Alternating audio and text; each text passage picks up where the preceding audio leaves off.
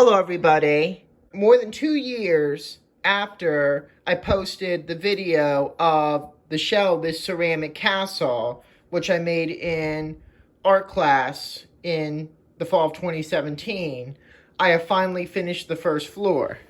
It was a lot of effort, but it is finally complete, and all I have to do is put the second floor on before filling it up, if you know what I mean. Not sure whether I'm going to use popsicle sticks or cardboard, but the first floor has 5 rooms, including the main lobby, which has a portcullis made from popsicle sticks, which I cut. Now, the portcullis does not look perfect, and unfortunately there's lots of strands of glue because I used a hot glue gun for assembling most of the pieces of this castle together. The pros include that the bond is strong and it dries quickly, but cons include the glue gets messy. It can burn you if you touch it when it's still warm, and it may dry before you're able to assemble it. It's hard to do it in very hard to reach areas. There's a stairwell that leads up to the second floor. It's very crude. I am going to go into detail about the rooms. You have 2 benches made from cardboard that I colored brown with marker. And then there are signs that lead to the other rooms. Here's the Armory, which is where soldiers keep their equipment and weapons until they are needed. I used some Lego helmets. One of them I glued to a shelf here. Other 2 I put just on the shelves. One of them fell down, unfortunately, but I don't know if I can glue them. I also cut out some faces from a textbook and glued them to the wall to pretend that they are other helmets. They may be hard to make out from this angle, but I was just doing the best I can to pretend that they are additional helmets that soldiers should wear. These reassemble different weapons, such as swords, that I cut out from cardboard and colored brown as well. More shelves where I could put weapons. I'm not going to really put too much, but there you have it with the Armory. Now the dungeon is over here, and it's very plain, just a bed, that's all. You have signs that indicate the different rooms leading from the lobby. And for the dungeon, I put cardboard bars over the windows. The rest of the windows, I put plastic wrap on them. Oops, that window ripped, but no big deal. Now, perhaps the most elegant room in the castle is the Great Hall. There are tables where residents of the castle can sit and eat together, and you have a fancy floor made from popsicle sticks that I colored yellow and blue. I have fancy yellow and blue curtains over the tops of the windows. And then I use cardboard and foam pieces to reassemble dishes at all the tables. And then adjacent to the hall is the kitchen, which has a big fireplace where the food is cooked.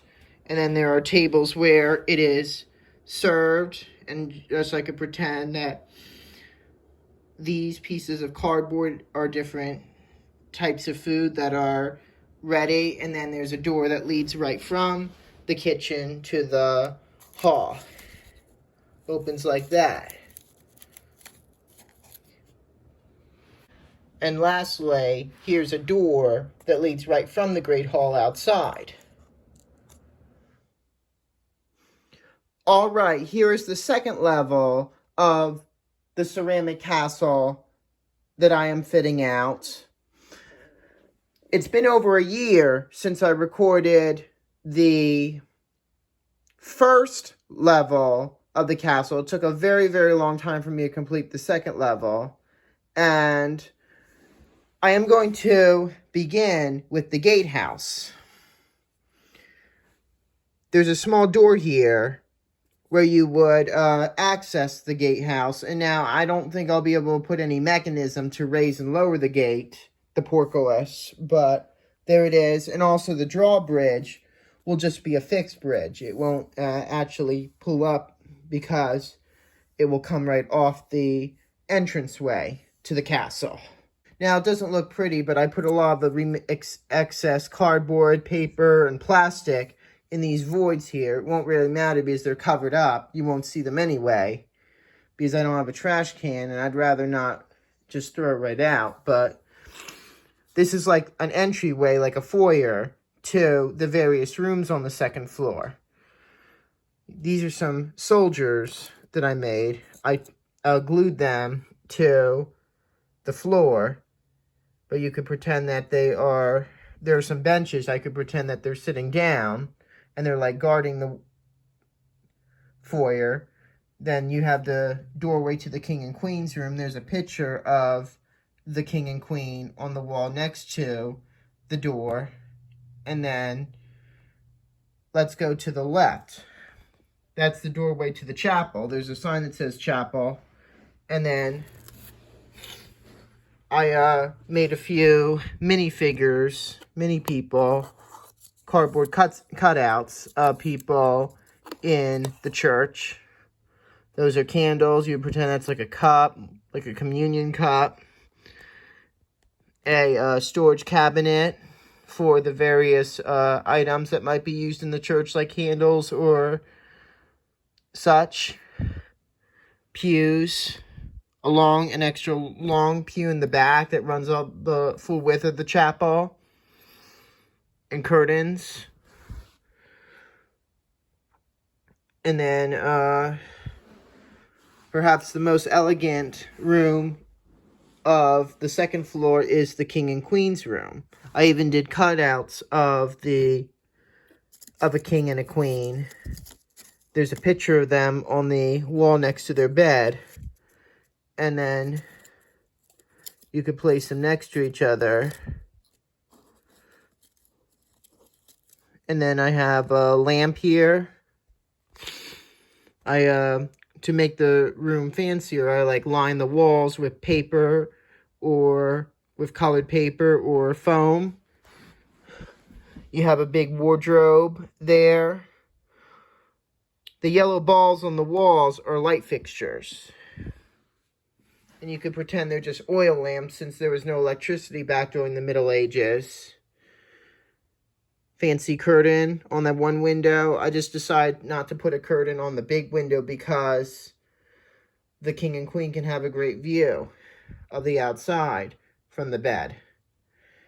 Now, I was going to have one of these smaller rooms be a storage closet and the other a bathroom, but I decided that one of them would be a regular bathroom with a toilet and sink, which you can see right here.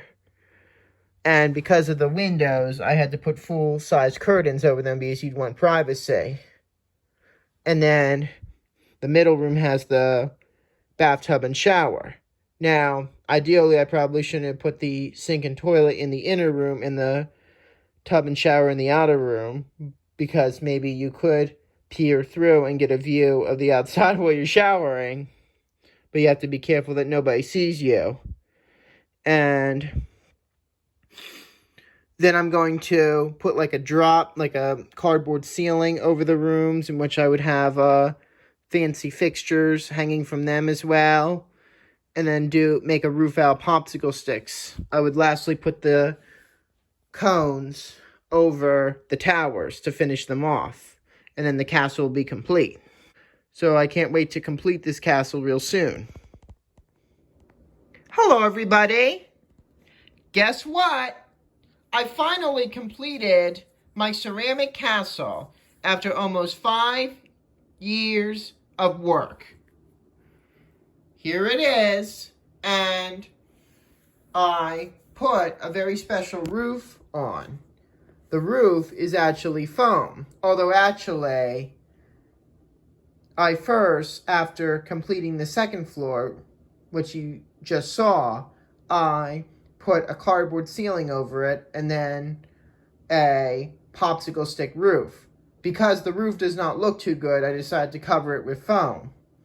And these are turrets, as you can see, where